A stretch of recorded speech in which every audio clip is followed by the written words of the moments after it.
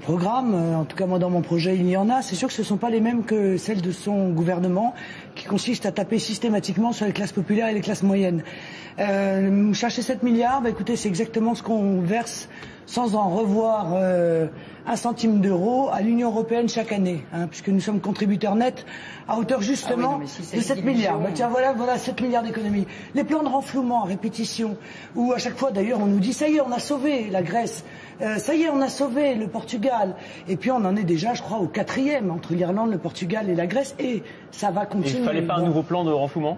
Ah non, mais vous contestez ce principe-là ? Les plans de renflouement ne servent strictement à rien, si ce n'est écraser le peuple grec, le renvoyer à l'âge de pierre économique, entraîner une récession économique, donc aggraver sa situation économique, et de surcroît aller chercher dans la poche des Français de l'argent qu'ils ne reverront jamais, parce que tout à fait évidemment l'argent que l'on verse ou que l'on prête à la Grèce, nous ne le reverrons jamais et nous le savons. Bon. Et puis il y a les économies sur l'immigration. Désolé, mais c'est un gros poste budgétaire pour la France. L'aide médicale d'État, les retraites que nous versons aux étrangers qui n'ont jamais ni travaillé ni cotisé en France, quand ils sont en dessous d'un certain seuil. Il y a la fraude sociale. J'ai vu un rapport parlementaire passé qui évoquait une somme de 20 milliards pour la fraude sociale. Il y a la dérive de la décentralisation, le gâchis inimaginable que l'on voit dans les collectivités territoriales. Vous avez donc des propositions d'économie. J'ai lu récemment une de vos tribunes sur le site du Front National, je crois qu'il date de cette semaine. Vous dites au contraire, il faut sauver le triple A, c'est nécessaire pour le pays. C'est sur le site du Front National. Excusez-moi, parce qu'on peut pas. Il y a une vision à court terme, très court terme, et il y a une vision à moyen terme et à long terme. Voilà, en économie.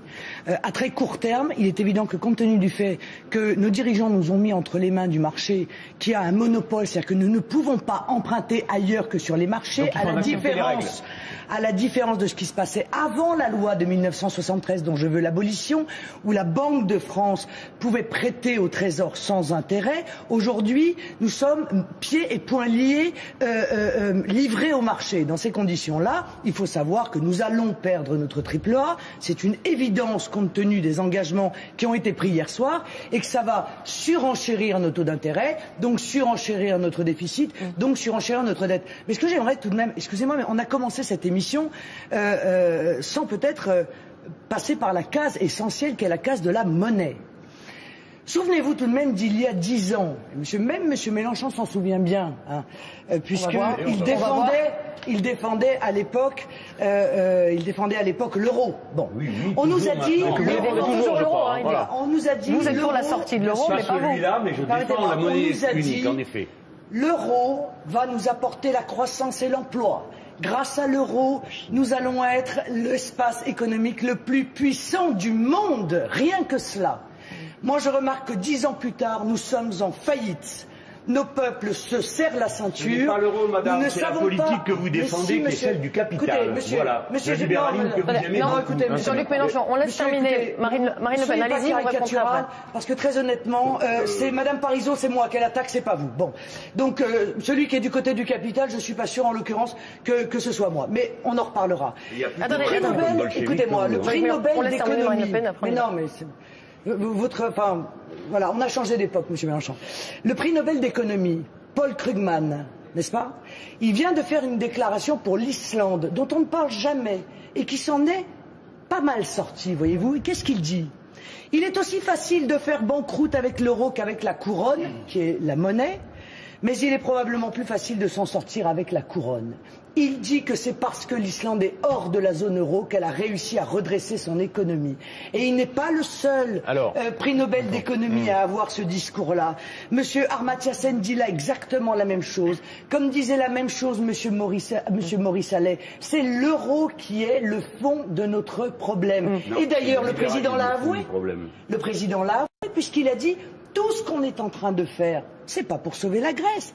C'est pour sauver l'euro. C'est donc bien l'euro qui pose un problème. Et je crois pouvoir vous dire que j'ai été la seule depuis des années, seule à le dire. Parce que vous allez répondre tout de suite, mais j'ai une question. Parce que vous pensez, Marine Le Pen, que si on sort de l'euro, eh bien, on règle tous les problèmes de croissance, de pouvoir d'achat. Madame, très objectivement, je pense que je suis moi pour un plan de vigueur et pas un plan de rigueur. Et le plan de vigueur, il passe par un certain nombre d'étapes. Il passe par le fait de retrouver notre souveraineté monétaire. Il passe par le protectionnisme, par un protectionnisme raisonné aux frontières pour pouvoir réindustrialiser notre pays et éviter la concurrence déloyale que nous fait notamment la Chine. Ce qui vient d'être condamné ce soir par les décisions hier soir par les décisions qui ont été prises. Il passe par un État stratège. Il passe par un protectionnisme économique qui fait que les PME et les PMI françaises seront prioritaires sur le territoire national, ce qui est le cas dans beaucoup d'autres pays. Quand vous parlez des mesures prises hier soir, vous évoquez notamment le soutien de la Chine au plan de renflouement de l'Europe, dont parlait Manuel Valls tout à l'heure. Vous rendez-vous compte que, avec la complicité de nos dirigeants et du Parti socialiste d'ailleurs, parce que il n'y a que récemment qu'on entend parler de protectionnisme, enfin c'est quand même très très discret. Avec la complicité de nos dirigeants, la Chine a importé massivement des produits à bas coût, dans des conditions de concurrence déloyales. Elle a ainsi provoqué la ruine de notre industrie et de notre économie. 500 000 emplois industriels perdus sous le mandat de Nicolas Sarkozy. Et maintenant qu'elle nous a mis à genoux, eh bien on lui offre la possibilité de venir nous racheter à vil prix. Oui. Nous sommes 4 autour de la table, 4 politiques.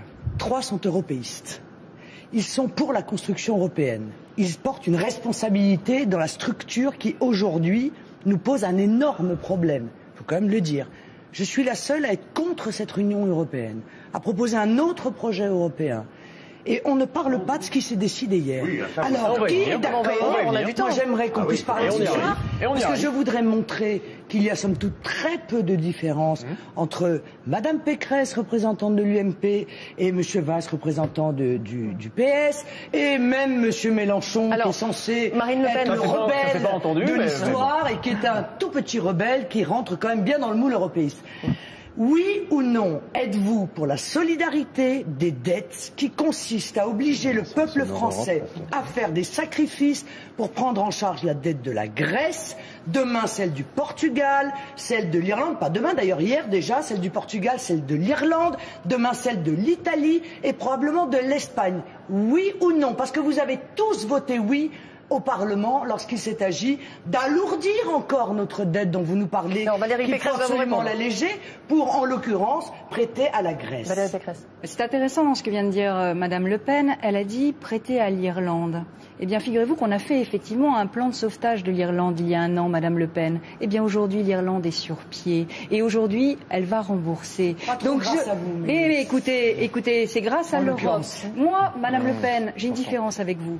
Moi, je veux une France forte, une France dont la parole porte, une France qui puisse justement dialoguer avec la Chine, une France qui puisse présider le G20. On est ruiné. Mais non. Et on est à genoux, en train de demander à la Chine.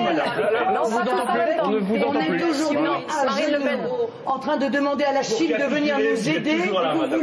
Vous êtes en train de dire qu'il faut faire la même politique que l'Allemagne. Il faut en fait élire Madame Merkel en 2012. C'est ça que vous êtes en train de me dire. Et vous me parlez de France forte. De France forte, mais c'est une plaisanterie. On vous dit au contraire qu'il faut une convergence économique pour être plus fort, pour imposer l'ouverture des marchés à la Chine. C'est pas une petite France repliée avec une monnaie dévaluée, avec des Français qui auront des brouettes de brouettes. Vous en parlez toujours comme une faiblesse alors qu'elle est une force. C'est vous qui en avez fait une faiblesse, Madame. Les lignes Maginot n'ont jamais fait la victoire. C'est vous qui avez fait de la France une faiblesse. C'est la défaite, Valérie Pécresse, Marine Le Pen. En 10 ans, on va s'il vous plaît, s'il vous plaît, on va reparler. Tout ça n'a pas été décidé. Et donc on a en quelque sorte maîtrisé l'incendie. Tant mieux, c'est la question de la dette grecque et de l'endettement et de la capacité de refinancement des banques. Mais il reste à construire un monde radicalement nouveau dans lequel on aille très clairement vers un fédéralisme européen et une intégration économique européenne. On réagit à vos propos sur le plateau. D'abord Marine Le Pen et Valérie Pécresse. Oui, d'abord j'aimerais revenir sur ce qu'a dit M. Valls tout à l'heure et ce qu'a dit M. Morin, parce qu'on nous parle beaucoup de l'Europe de la paix. Moi je suis désolé, mais depuis un certain nombre de mois, je ne vois que l'Europe d'une guerre larvée. D'une guerre où les pays s'accusent les uns les autres, Alors les Grecs sont des paresseux qui ne payent pas l'impôt, les Italiens sont ceci, les Portugais n'en parlons pas. C'est ça. Mais c'est ça. Non, mais attendez, c'est ça l'Europe de la paix? C'est votre Europe de la paix? Moi je vois une Europe de la guerre, moi. Et M. Morin, il est encore en train de nous dire qu'il y a les pays du Nord qui sont vertueux, puis les pays du Sud qui seraient en gros des gros paresseux, qui dépensent, qui s'endettent, etc. Ben moi, cette paix-là, faudrait plus de fraternité en Europe. Mais moi, cette paix-là, j'en veux pas parce que ça, c'est pas la paix, ça, c'est la guerre larvée. Voilà, ça, c'est la première chose. Deuxièmement, en revanche, il a évoqué le seul vrai sujet qui compte. Le seul vrai sujet qui compte. Le fédéralisme européen. Ça fait des mois qu'on nous dit l'Europe ne marche pas, il faut plus d'Europe. On entendait déjà ça au moment du communisme. Le communisme ne marche pas, il faut plus de communisme. On voit où ça nous a mené en ce qui concerne le communisme. Pour l'Europe, c'est pareil. Est-ce que oui ou non, ce soir autour de ce plateau, les gens admettent qu'ils sont pour un fédéralisme européen où nous allons abandonner notre liberté, abandonner notre souveraineté et accepter éventuellement d'être, comme l'a admis le président de la République ce soir, sous tutelle. Oui. Il a dit la Grèce sera sous Marine tutelle. Le Pen, Hervé Morin, vous entendez, je vais vous répondre. Est-ce que je peux répondre à Mme Oui, allez-y Hervé Morin. On écoute Hervé Morin, Marine Le Pen. Hervé Morin, allez-y. Non mais attends, Madame Le Pen, ce que vous proposez, le retour au franc, c'est purement et simplement le suicide du pays. Moi, j'ai un père qui avait une petite entreprise de maçonnerie et je me souviens très bien de ce qui s'est passé en 1983, quand le monde entier a douté sur la capacité de la France à rembourser le début de l'endettement créé par les socialistes et François Mitterrand. Qu'est-ce qui s'est passé immédiatement? Le franc a été attaqué. On a connu 3 dévaluations. On a été obligé de monter les taux d'intérêt à 20%. Et les conséquences ont été les suivantes. Les Français ne pouvaient plus acheter leur logement parce que les taux d'intérêt étaient trop élevés. Est-ce qu'ils peuvent aujourd'hui? Les entreprises ne trouvaient pas les moyens de financer leur investissement. Et enfin, les petits épargnants se retrouvaient ruinés. Et c'est ça que vous proposez aux Français. C'est-à-dire le déclin absolu. Il y a au moins une chose qui est certaine. C'est que le protectionnisme, c'est un leurre. Dans un monde ouvert, dans un monde où nous faisons 70% de nos échanges au sein de l'Europe, le problème, c'est pas la Chine ou c'est pas l'Inde. Le problème, c'est que nous sommes performants au sein de l'Europe. Et nous avons des déficits commerciaux dans plupart des pays européens. Et ce dont nous avons besoin, c'est de restaurer notre performance économique. Ça n'est certainement pas de se refermer sur nous-mêmes. Bon, Monsieur Morin, vous vous trompez sur le protectionnisme. Vous vous trompez sur le mien et vous vous trompez même sur celui de Monsieur Mélenchon. Vous voyez, moi le mien. Mais non, mais parce que moi je suis honnête. Moi je ne fais pas de la politique comme vous en faites, Madame. Je suis honnête. Donc j'ai regardé le programme de Monsieur Mélenchon. Je peux avoir des convictions différentes des vôtres et être national. Ce qui ne veut pas dire que je vais mettre en place un protectionnisme à l'égard de tous les pays. Je ne mettrai pas de protection aux frontières, de droits de douane, de quotas d'importation avec des pays qui ont le même niveau économique que le mien. J'en mettrai avec les pays, même au sein de l'Europe, qui me font une concurrence déloyale, à mes produits.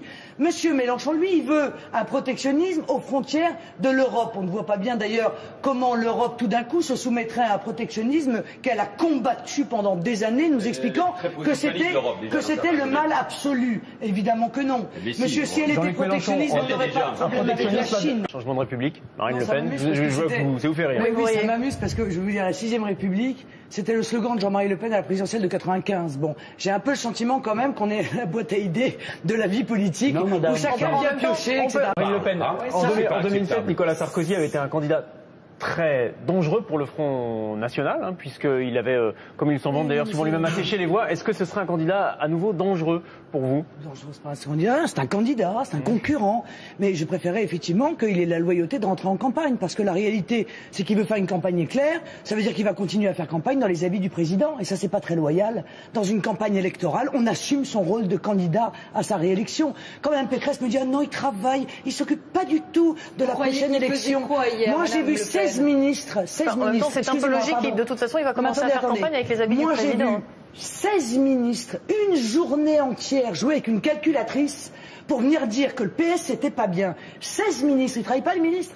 Alors, soit vous allez au bout de votre logique. J'étais au banc. Non, mais voilà, bon. Alors, donc, vous étiez la seule à travailler. Tous les autres, ils s'amusaient avec la calculatrice. Vous êtes content de ne pas avoir participé à la convention anti-projet Nous continuer à travailler ce jour-là. 16 ministres une journée entière pour dire bouh, bouh, comme il n'est pas beau le Parti Socialiste. Bon, très bien. Je suis pas sûr que ce soit le rôle des ministres en l'occurrence. Bon.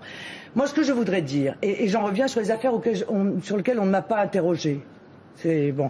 Il y a aujourd'hui, les Français ont aujourd'hui le sentiment qu'il y a une caste supérieure qui n'est pas soumis aux mêmes règles qu'eux, ni aux mêmes lois qu'eux. Voilà. Qu'il y a des gens qui sont les yeux fixés sur les marchés, dont l'objectif est de faire plaisir aux banques et aux marchés, mais qui ne s'intéressent pas à l'économie réelle, qui ne s'intéressent pas au chômage, qui est pourtant ce que vit aujourd'hui l'immense majorité silencieuse, pour l'instant, des Français. Les Français ont le sentiment qu'à eux, surtout s'ils sont des honnêtes gens, on applique toute la rigueur de la loi. Qu'en revanche, dans les hautes sphères, eh bien, on plaide la présomption d'innocence en toutes circonstances, mais en politique, il n'y a pas de présomption d'innocence. Là, on mélange juridique, en droit, il y a une présomption d'innocence.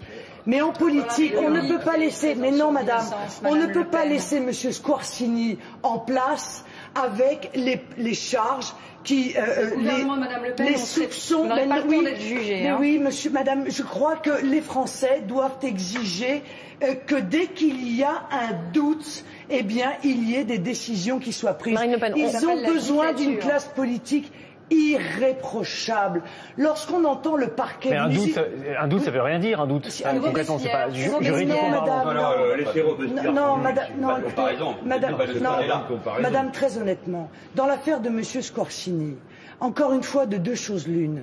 Soit il a agi sans ordre, et on n'a pas besoin d'attendre la décision de la justice pour lui dire qu'il a, donc il doit partir. Il doit être changé. Soit il a agi sur ordre, madame. Et à ce moment-là, c'est encore plus